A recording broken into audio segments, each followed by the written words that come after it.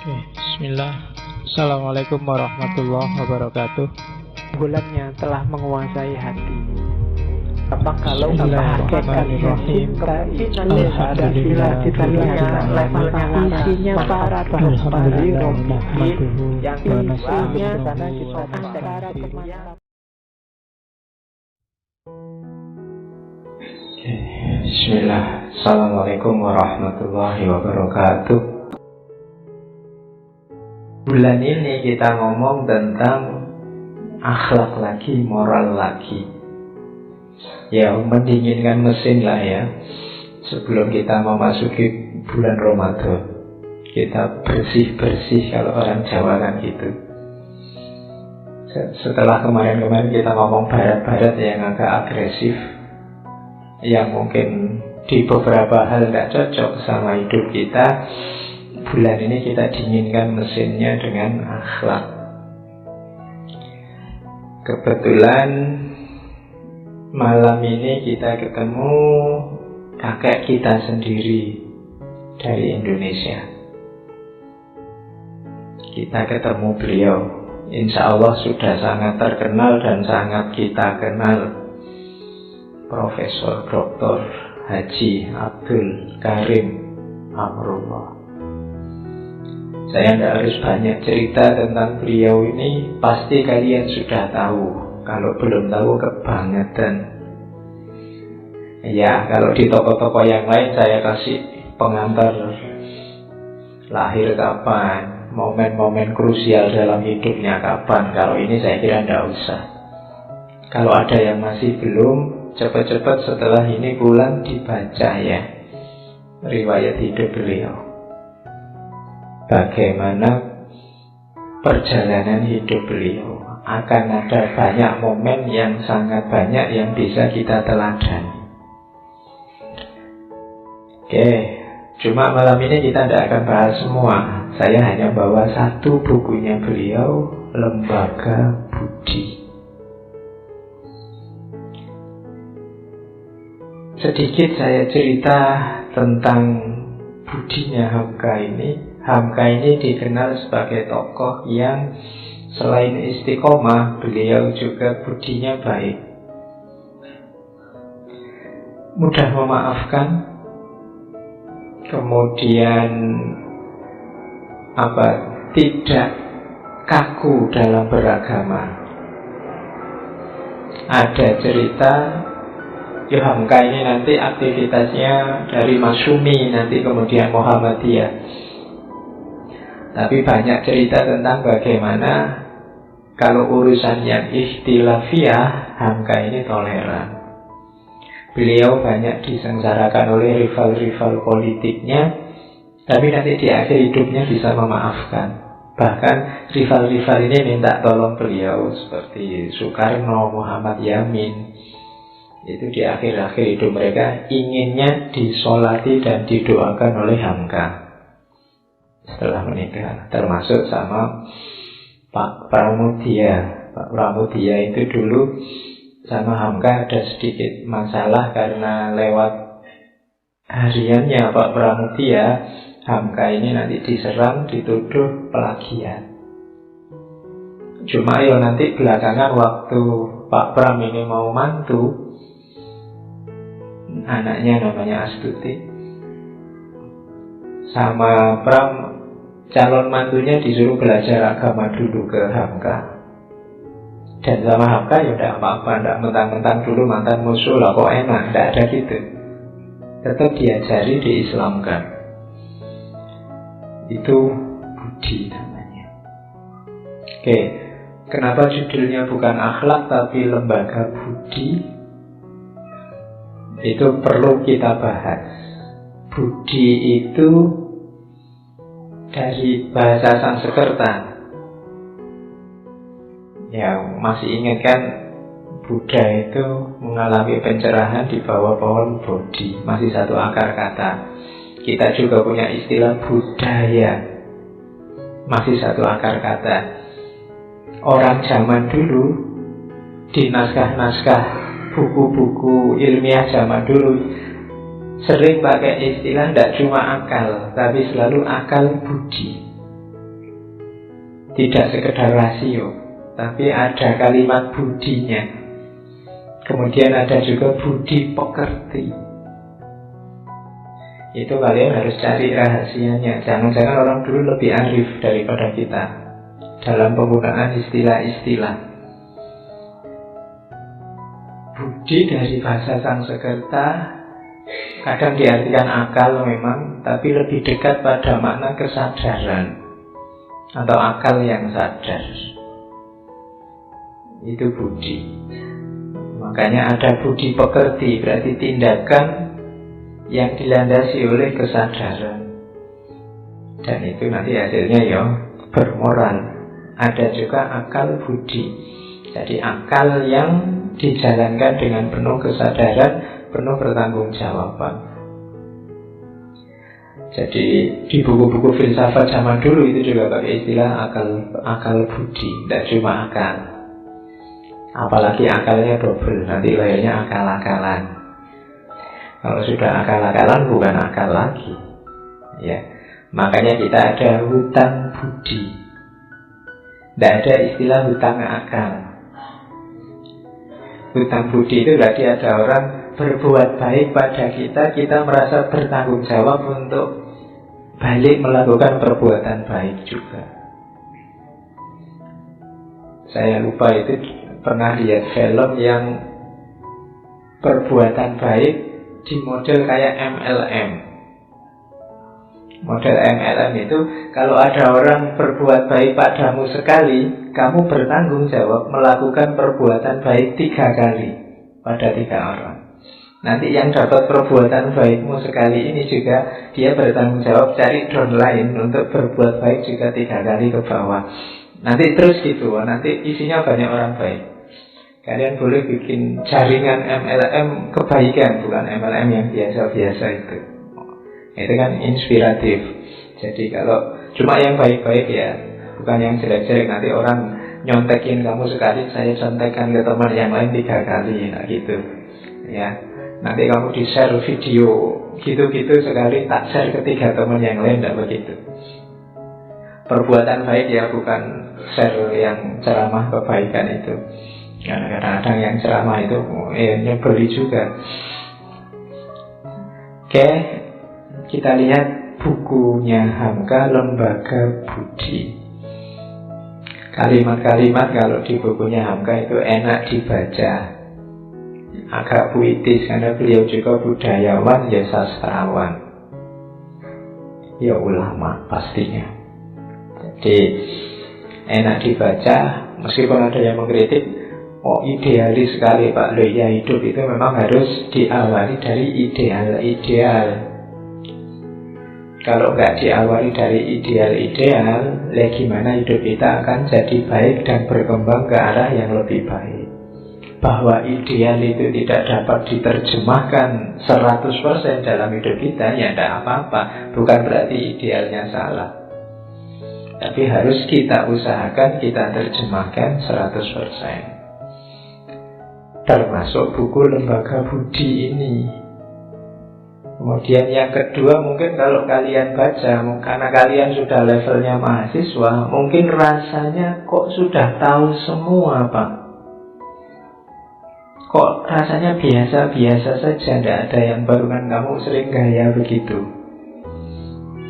Itu argumennya 2. Yang pertama, yang diomongkan mungkin sejenis fitrah manusia untuk berbuat baik.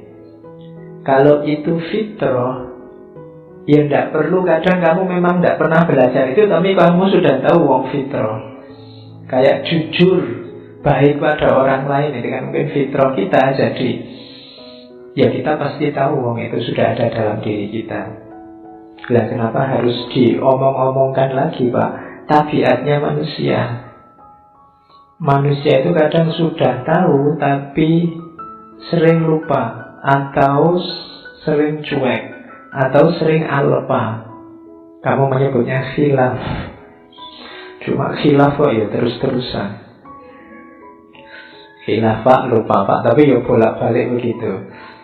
Makanya diingatkan, jangan dimarahi ulama-ulama kita yang temanya kok monoton itu terus.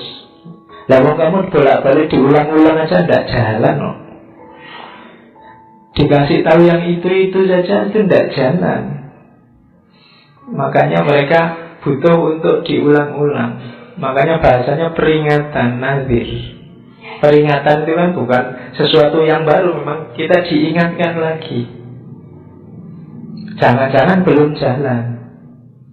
Nah, termasuk buku Lembaga Budi ini mungkin nanti isinya sangat banyak yang apa itu sudah tahu. Kan anak-anak muda kan sering dikasih tahu apa-apa wis tahu.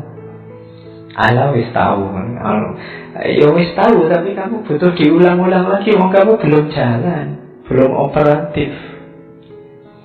Buktinya apa? Di Indonesia ini kan masalah berulang-ulang. Seperti saya bilang minggu lalu itu kan, kok rasanya nasihat tokoh-tokoh zaman dulu masih relevan ya Pak hari ini. Itu jangan-jangan bukan nasihatnya relevan terus, tapi hidupmu yang tidak berkembang sejak dulu. Salahmu ya itu terus sejak dulu. Makanya rasanya nasihat tokoh-tokoh zaman dulu hari ini masih relevan. Nah, di situ gunanya diulang-ulang. Oke, sekarang saatnya kita bersihkan diri lewat Lembaga Budi. Bismillah ya, ngaji tenanan nih. Oke, ya diawali dari di buku di pengantarnya Buya Hamka ya, kita menyebutnya Buya Hamka. Buya itu sama ya dari bahasa Arab sih. Derivasinya kan banyak kata-kata Buya itu. Ada yang jadi Abi, ada yang jadi Abuya, ada yang jadi Abah. Kalau di Jawa Timur itu kata dasarnya sama bapak. Cuma istilah Buya kalau di Sumatera Barat, di Minangkabau itu untuk orang-orang terhormat, semacam kalau di Jawa kiai, ulama. Yes, kalau dari sisi bahasanya sebenarnya sama bapak. Hari ini kan banyak yang manggilnya abi, umi, akhi, ukhti. Yon jangan dimarah, yo biasa aja sama kayak kalian manggil mas atau mbak. Cuma di situ pakai bahasa Arab, kalian pakai bahasa Jawa. Abang, none itu biasa. Nggak apa-apa wong panggilan, nggak harus ribut lah untuk urusan-urusan kecil. Kecuali kalau ada ideologi yang perlu dikritisi di balik itu baru kita diskusikan. Tapi kalau sekedar panggilan kan apa-apa. Siapa tahu dengan manggil ukhti lebih mesra. Ya, kalau manggil mbak kok rasanya non formal. Ini kalau kaifa ukhti itu kan lebih, ya, lebih rasanya lebih solihah gitu. Oke, nah iya toh. Oke, di bagian awal ya itu pasti bahwa Rasulullah itu tugas utamanya adalah akhlak. Itu kan hadis innama bu'istu li utammima makarimal akhlak. Jadi akhlak ini, budi ini tugas utamanya Rasulullah. Maka siapapun yang ingin mensukseskan dakwah perjuangannya Rasulullah, jadikan akhlak sebagai pedoman. Oke. Jadi diingat-ingat ini ya. Hari ini parameternya, ayo kita geser sedikit keislaman kita. Parameter pertamanya akhlak.